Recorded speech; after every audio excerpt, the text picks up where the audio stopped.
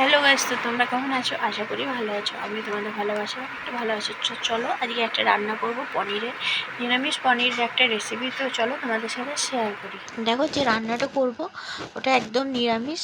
তো পনিরগুলোকে আমি টুকরো টুকরো করে কেটে নিয়েছি, আর আলুটাও টুকরো করে কেটে নিয়েছি। তো এবার কড়াইটা গরম হয়ে গেলে অল্প একটু সাদা তেল দিয়ে দিলাম। তো সেই সাদা তেলটা গরম হওয়ার জন্য অপেক্ষা করছি। তো সাদা তেলটা দেখো গরম হয়ে গেছে। এর মধ্যে আমি অল্প একটু লবণ দিয়ে দিলাম, কারণ লবণটা দিলে পনির ভাজতে গেলে না পনিরের টুকরোগুলো না ভেঙে যায় না, তলায় লেগে যায়, কিচ্ছু হয় না, খুব সুন্দরভাবে মানে পনিরগুলো ভাজা হয়। সেই জন্য আমি একটু লবণ অ্যাড করে দিলাম। তো দেখো, এবার আমি এতে অল্প অল্প করে পনিরগুলো সব দিয়ে দেবো। তো পনিরগুলো দিয়ে দিলাম একে একে। তো দেখো, পনিরগুলো কত সুন্দরভাবে ভাজা হয়ে যাবে। তো পনিরগুলোকে ভাজা হয়ে গেলে পরে তোমার এবার আলু দিয়ে দেবো এর ওপরে। দেখো, পনিরগুলো লাল লাল করে কি সুন্দর ভাজা হয়ে গেছে। তো ওই জন্য পনিরগুলোকে উল্টে উল্টে একটু ভেজে নিলাম। অল্প একটু ভেজেছি, বেশি ভাজিনি। বেশি ভাজলে না পনির শক্ত হয়ে যায়, সেই জন্য অল্প করে লাল লাল হয়েছে আর আমি তুলে নিয়েছি পনিরগুলো। কারণ দিয়ে নুন অল্প একটু জলে নুন ফেলে আমি পনিরগুলোকে ভিজাতে দিয়েছি। তাহলে কি হয়, পনিরগুলো না খুব সুন্দর সফট থাকে, আর পনিরগুলো তোমার নুনটাও ঢুকে যায়, খেতেও খুব টেস্ট হয়। তো এবার পনিরগুলো তুলে নেওয়ার পরে তেলে আলু দিয়ে দিলাম। আলুটাকেও খুব সুন্দর করে লাল লাল করে ভেজে নেব। তো দেখো, সব আলুগুলো একসাথে দিয়ে দিলাম। তো এবার এই আলুগুলোকে লাল লাল করে একদম লাল লাল করে ভাজবো, মানে যতক্ষণ একদম ব্রাউন কালার না আসছে ততক্ষণ আলুগুলো ভাজবো। তাহলে পরে কি হয়, টেস্ট হয়। আলু তুমি ভেজে যত কড়া করে ভাজবে তত মানে আলুটা টেস্ট হয়। তো এবার আলুগুলো ভাজা হয়েছে, তুলে নিয়েছি। তো এবার কড়াইয়ে যে তেলটা ছিল পনির ভাজার, ওই তেলটার ওপরই তোমার দুটো গরম মশলা দিয়ে দিলাম।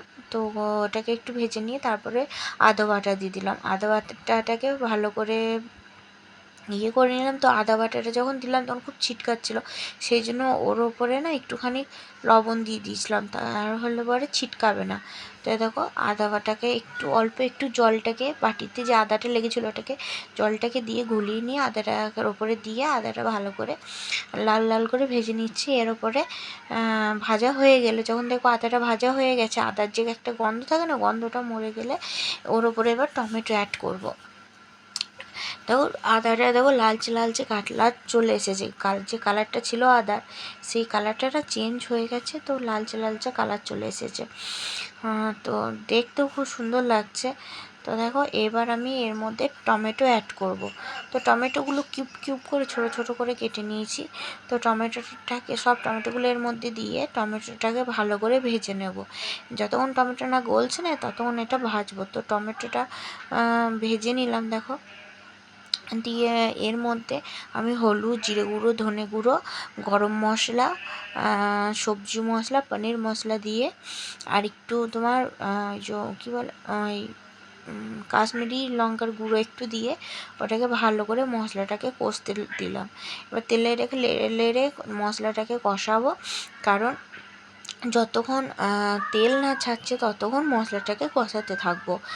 অল্প অল্প করে জল দিয়ে দিয়ে কষাতে থাকবো, তাহলে পরে মশলাটা তাড়াতাড়ি হয়ে যাবে। আর তোমরা এটা এর মধ্যে চিনি অ্যাড করতে পারো, অল্প একটু স্বাদ মতো চিনি, তাহলে টেস্টটা খুব ভালো হয় চিনি দিলে। দেখো, তেল ছেড়ে দিয়েছে, হালকা হালকা তেল ছেড়ে দিয়েছে, তেলও বেরোতে শুরু করেছে। এবার আমি এর মধ্যে আলু আর পনিরটা অ্যাড করে দেবো।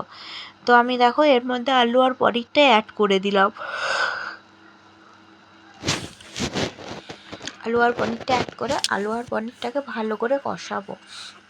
তো ওর মধ্যে মশলাগুলো যতক্ষণ না ঢুকে যাবে ততক্ষণ কষাতে থাকবো। দেখো কত সুন্দর, মানে এর মধ্যে আলু আর পনিরটাকে কষাতে লাগলাম।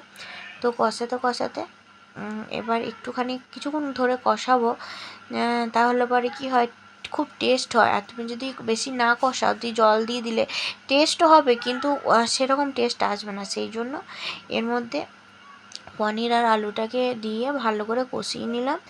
এবার কষাতে কষাতে তলাতে একটু হয়ে যাবে, সেই জন্য আমি আর একবার নেড়ে দেবো পনিরটাকে। তো তারপর তোমার আবার করব, জল দিয়ে দেবো। এবার খানিকক্ষণ নেড়ে, আর 2-4টে পনির ছিল আমার ওই ইয়েতে, তো ওগুলো দেওয়া হয়নি, সেই জন্য সেই পনিরগুলো দিয়ে দিলাম। তো এবার পনিরগুলোকে আরেকটু নেড়ে নেবো ভালো করে, দিয়ে ওর মধ্যে তোমার জল অ্যাড করব, দিয়ে জল দিয়ে ভালো করে নুনটাকে আরেকটু নুনটা দিয়ে দেবো। দিয়ে যখন তোমার নুনটা দেওয়া এবারে জল দিয়ে যখন দেখবো সিদ্ধ হয়ে এসেছে ভালো করে, তখন আরেকটু কষিয়ে নিয়ে তখন নামিয়ে দেবো। তো দেখো আমার এবার আস্তে আস্তে কষানো হয়ে আসছে, আর কালারটা দেখো কত সুন্দর এসছে, কালারটাও চেঞ্জ হয়ে গেছে। তো এবার আমি এর মধ্যে হালকা একটু জল দিলাম, অল্প পরিমাণ, খুব বেশি দিইনি, শুধু আলুটা সিদ্ধ হওয়ার মতন দিয়েছি, কারণ তোমার বেশি জল দিলে ভাল লাগবে না, সেই জন্য। দেখো আরেকটু জল অ্যাড করে দিলাম, যাতে তোমার পনিরের আলুগুলো ভালো করে সিদ্ধ হয়, সেই জন্য। তো দেখো